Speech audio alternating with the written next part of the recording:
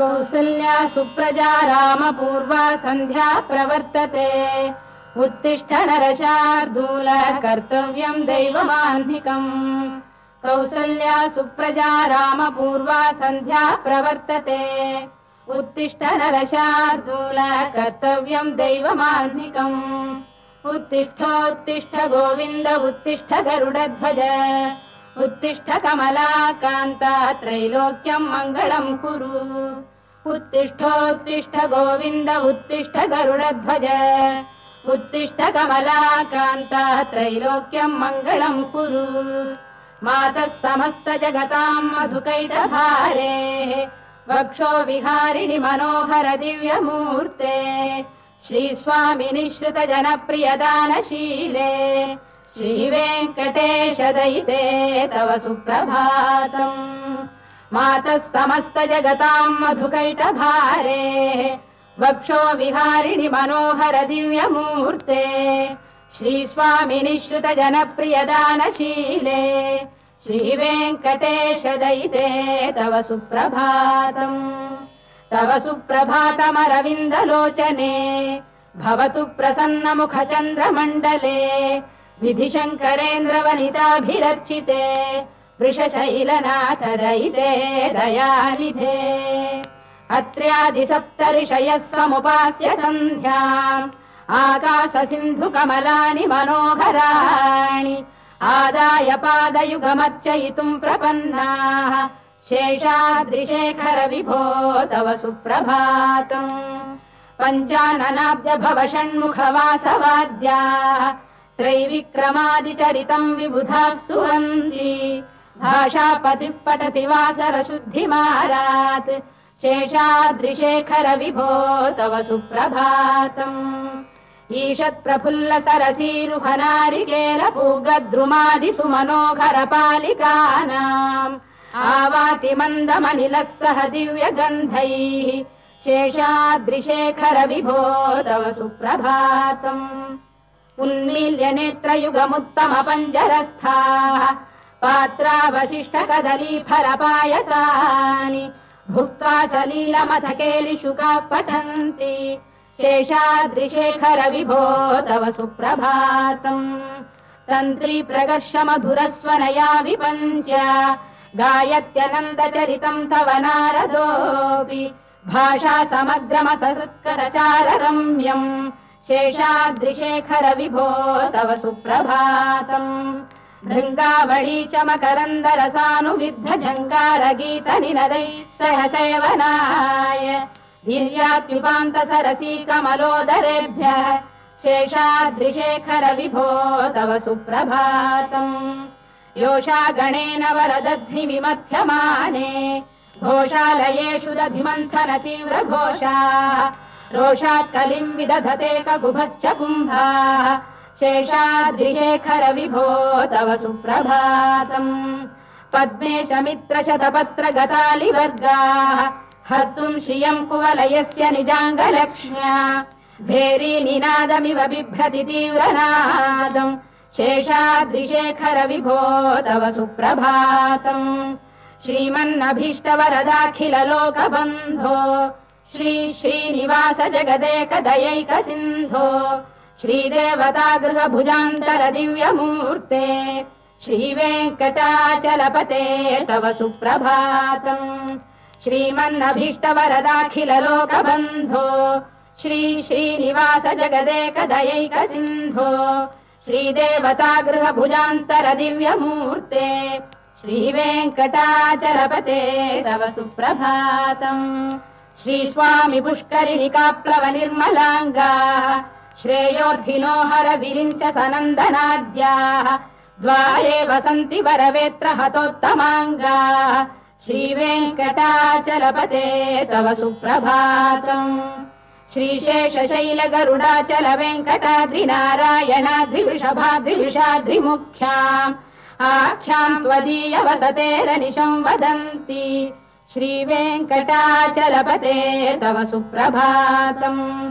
सेवा पराः शिव सुरेश कृशानुधर्म रक्षोऽम्बुनाथ पवमान धनाधिनाथाः बद्धाञ्जलि प्रविलसन् निज शीर्षदेशाः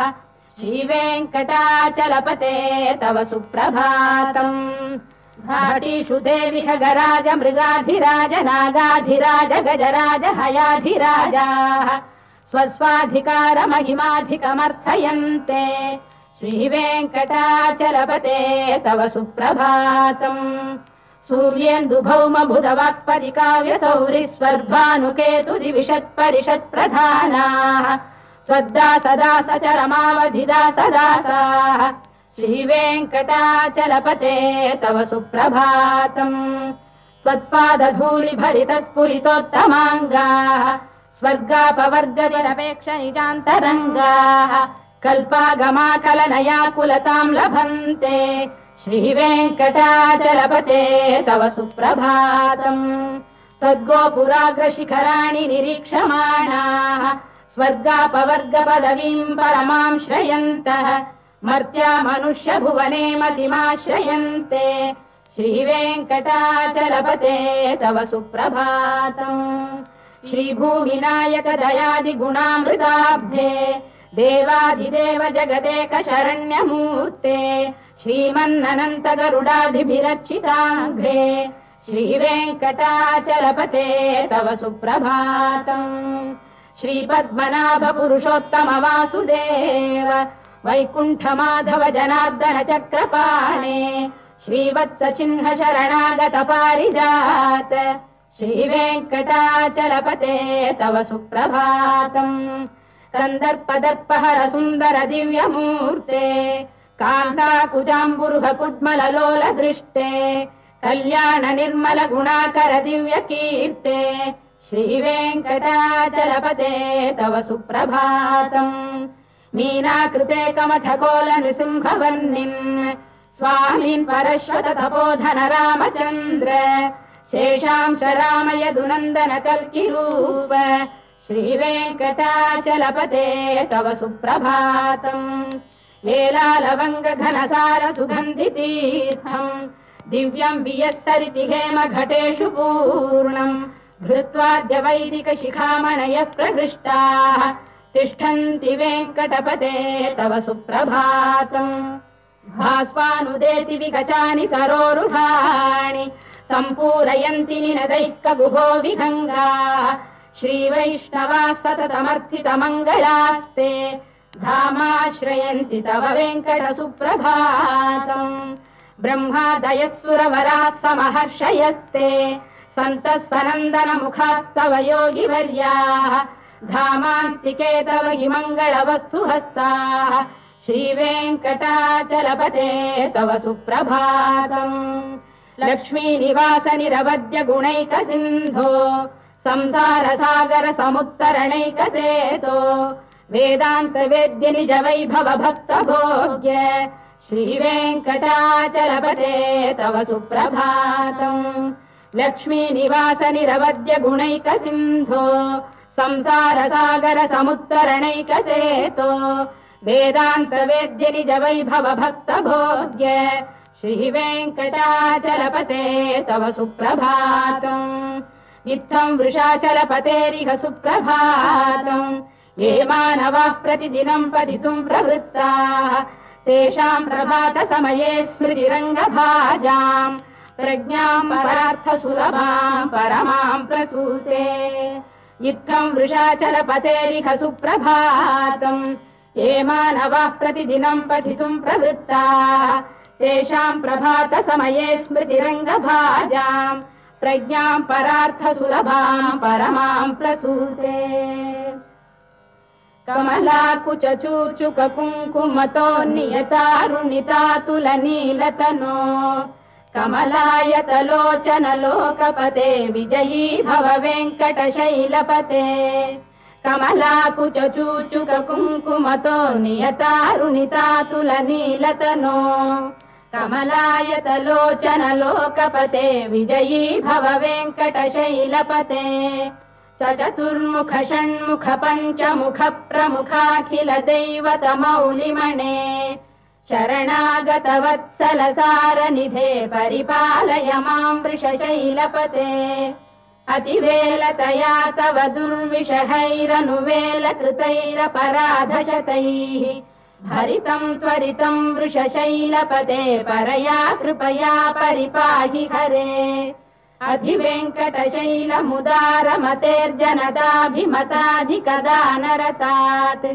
परदेवतया गदितान्निगमै कमलादयितान्न परम् कलये कलवेणुरवावशगोपवधू शतकोटिवृता स्मरकोटिसमात् प्रतिवल्लविकाभिमतात् सुखदात् वसुदेवसुतान्न परम् कलये अभिराम गुणाकरदाशरथे जगदेकधनुर्धर धीरमते रघुनायक राम रमेश विभो वरदो भवदेव दया जलधे अवनीतनया कमनीय करं रजनीकर चारु मुखाम्बुरुहम् रजनीचर राजतमो मिहिरं महनीयमहं रघुराममये सुमुखं सुहृदं सुलभं सुखदं स्वनुजं च सुखाय ममोघशरम् अपहाय रघुद्वहमन्यमहं न कथञ्चन कञ्चन जातु भजे विना वेङ्कटेशं ननाथो ननाथ सदा वेङ्कटेशं स्मरामि स्मरामि हरे वेङ्कटेश प्रसीद प्रसीद प्रियं वेङ्कटेश प्रयच्छ प्रयच्छ विना वेङ्कटेशं ननाथो ननाथः सदा वेङ्कटेशं स्मरामि स्मरामि हरे वेङ्कटेश प्रसीद प्रसीद प्रियं वेङ्कटेश प्रयच्छ प्रयच्छ अहं दूरतस्ते पदाम्भोजयुग्म प्रणामेच्छयागत्य सेवां करोमि सकृत्सेवया नित्यसेवा फलं त्वं प्रयच्छ प्रयच्छ प्रभो वेङ्कटेश अज्ञानिना दोषान् शेषान् विहितान् हरे क्षमस्वत्वं शेषशैलशिखामणे अज्ञानिना दोषान् शेषान् विहितान् हरे क्षमस्वत्वं शेषशैलशिखामणे ईशानां जगतोऽस्य वेङ्कटपतेर्विष्णोः परां प्रेयसीम् तद्वक्षस्थलनित्यवासरसिकां तत्क्षान्तिसंवर्धिनीम् पद्मालङ्कृतपाणिपल्लवयुगां पद्मासनस्थां श्रियम् वात्सल्यादिगुणोज्ज्वलां भगवतीं वन्दे जगन्मातरम् ईशानां जगतोऽस्य वेङ्कटपतेर्विष्णोः परां प्रेयसीम् तद्वक्षस्थलनित्यवासरसिकां तत्क्षान्तिसंवर्धिनीम् पद्मालङ्कृतपाणिपल्लवयुगां पद्मासनस्थां श्रियम् वात्सल्यादिगुणोज्ज्वलां भगवतीं वन्दे जगन्मातरम् श्रीमन्कृपाजलनिधे कृत सर्वलोक सर्वज्ञ शक्तनत वत्सल सर्वशेषिन् स्वामिन् सुशील सुलभाश्रित पारिजात श्रीवेङ्कटेश चरणौ शरणं प्रपद्ये श्रीमन्कृपाजलनिधे कृत सर्वलोक सर्वज्ञ शक्तनत वत्सल सर्वशेषिन् स्वामिन् सुशील सुलभाश्रित पारिजात श्रीवेङ्कटेश चरणौ शरणं प्रपद्ये आनूपुरार्पित सुजात सुगन्धि पुष्प सौरभ्य सौरभकरौ समशन्निवेशौ सौम्यौ सदानुभवनेऽपि नवानुभाव्यौ श्रीवेङ्कटेश चरणौ शरणं प्रपद्ये सद्यो विकासि समुदित्व रसान्द्र राग सौरभ्य निर्भर सरोरुह साम्यवार्ताम् सम्यक्षु साहसपदेषु विलेखयन्तौ श्रीवेङ्कटेश चरणौ शरणं प्रपद्ये रेखामयध्वज सुधाकलशातपद्रवज्राम्बुशाम्बुरुह कल्पक शङ्ख चक्रैः भव्यैरलङ्कृततलौ परतत्त्वचिह्नैः श्रीवेङ्कटेश चरणौ शरणं प्रपद्ये ताम्रोदरद्युति पराजित पद्मरागौ बाह्यैर्महोभिरभिभूत महेन्द्र नीलौ उद्यन्नखांशु बिरुदस्त शशाङ्क भासौ श्रीवेङ्कटेश चरणौ शरणं प्रपद्ये सप्रेम भीति कमलाकर पल्लवाभ्याम् संवाहनेऽपि सपदिक्लममादधानौ कान्ताववाङ्मनस गोचर सौकुमार्यौ श्रीवेङ्कटेश चरणौ शरणं प्रपद्ये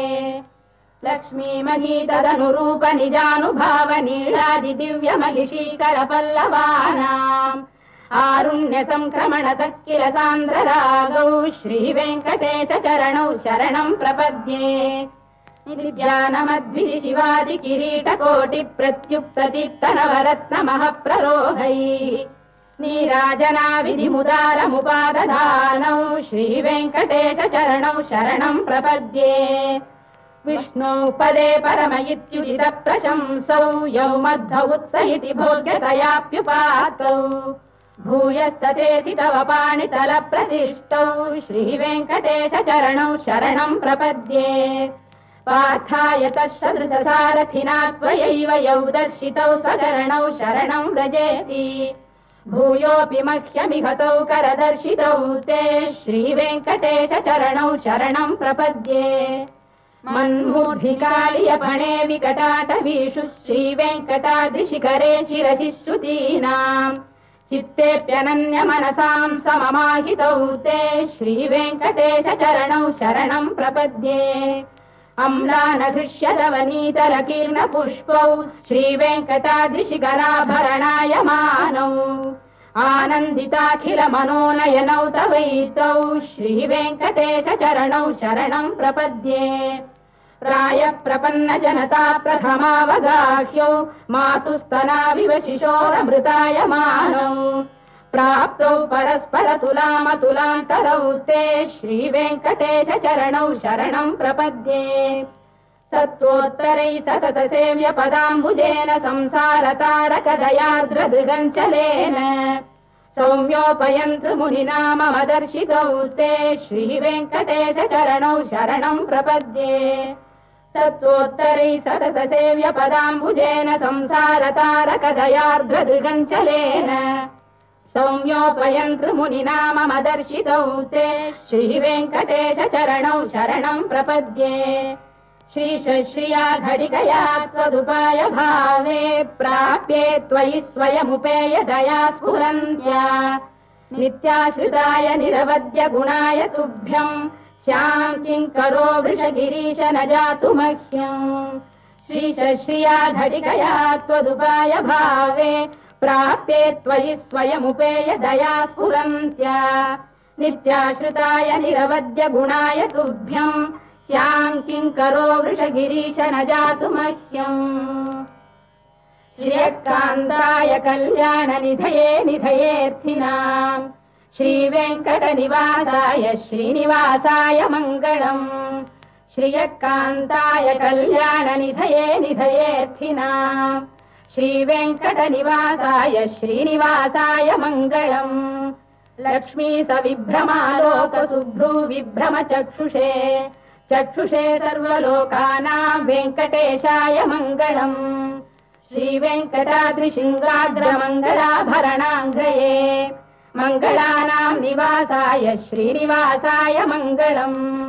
सर्वावयव सौन्दर्य सम्पदा सर्वचेतसां सदा सम्मोहनायास्तु वेङ्कटेशाय मङ्गलम् नित्याय निरवध्याय सत्यानन्दचिदात्मने सर्वान्तरात्मने श्रीमद्वेङ्कटेशाय मङ्गलम् स्वतः सर्वविदे सर्वशक्तये सर्वशेषिणे सुलभाय सुशीलाय वेङ्कटेशाय मङ्गलम् परस्मै ब्रह्मणे पूर्णकामाय परमात्मने प्रयुञ्जे परतत्त्वाय वेङ्कटेशाय मङ्गलम् आकालतत्त्वमशान्तमात्मनामनुपश्यताम् अतृप्त्यमृतरूपाय वेङ्कटेशाय मङ्गलम् प्रायस्वचरणौ पुंसां शरण्यत्वेन पाणिना कृपयादिशते श्रीमद्वेङ्कटेशाय मङ्गलम् दयामृततरङ्गिण्यास्तरङ्गैरिव शीतलैः अभाङ्गैः सिञ्चते विश्वं वेङ्कटेशाय मङ्गलम् श्रद्भूषाम्बरहेतीनां सुषमावकमूर्तये सर्वार्तिशमनायास्तु वेङ्कटेशाय मङ्गलम् श्रीवैकुण्ठविरक्ताय स्वामि पुष्करिणीतटे रमया रममाणाय वेङ्कटेशाय मङ्गलम् श्रीवैकुण्ठविरक्ताय स्वामि पुष्करिणीतटे रमया रममाणाय वेङ्कटेशाय मङ्गलम् श्रीमत्सुन्दरजामातृमुनिमानसवासिने सर्वलोकनिवासाय श्रीनिवासाय मङ्गलम् मङ्गलाशासनपरैर्मदाचार्य पुरोगमैः सर्वैश्च पूर्वैराचार्यैः सत्कृतायास्तु मङ्गलम्।